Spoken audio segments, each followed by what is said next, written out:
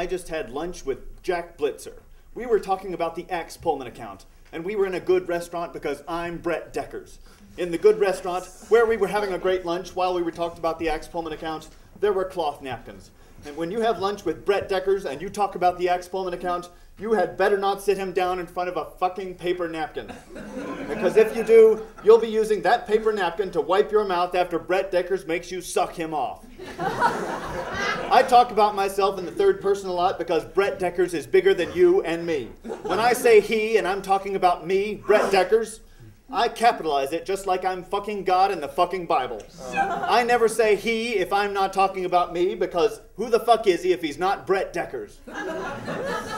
When I go to work, I ride in a big black car. It's got a bumper sticker on it that says, "Honk if you want to be Brett Deckers," and it's soundproof. It has to be, because everyone wants to be me, because Brett Deckers is a highly excellent person.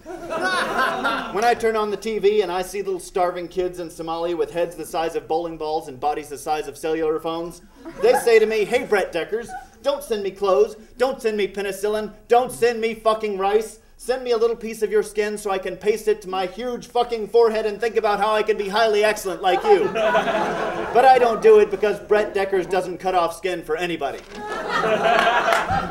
When I go to work, my secretary, Rod Masters, says, "Good morning, Mr. Deckers." He doesn't call me Brett because he knows if he did, he'd come all over himself and ruin his fancy business suit. He's trying to be highly excellent, just like me, so he doesn't want that to happen. But he'd do it if I told him to. If I went in there tomorrow morning and said, "Hey, Rod Masters, why don't you come all over yourself right now?" He'd do it. It wouldn't matter if he was on the phone or what. He'd blow it right there. Then I'd make an intern clean him off while I had a snack and thought about how highly excellent I am. When Brett Deckers is at work, he doesn't do anything for anybody. People call my secretary and ask what they can do for me. And unless they're as highly excellent as Brett Deckers, I tell them to fuck off.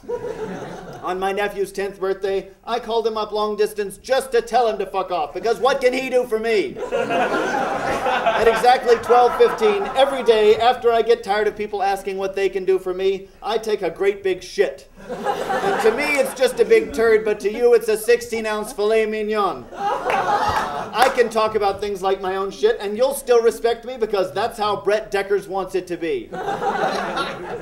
After work, Brett Deckers goes to big, important parties with big, important people. Investment bankers 7 feet tall and professional basketball players who carry briefcases full of human hearts. At these parties, when everyone else is talking about big, important things, I talk about work.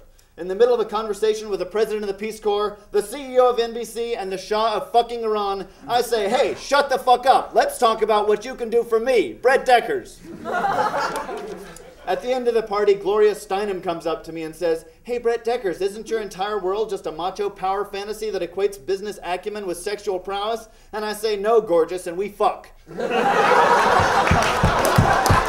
Brett Deckers does not make love because Brett Deckers has plenty. And when Brett Deckers fucks, I say words like cunt the whole time. Big, dynamic, excellent words like twat and ass and wad. You think it's romantic because you're getting fucked by Brett Deckers, and when that happens, you think what Brett Deckers wants you to think.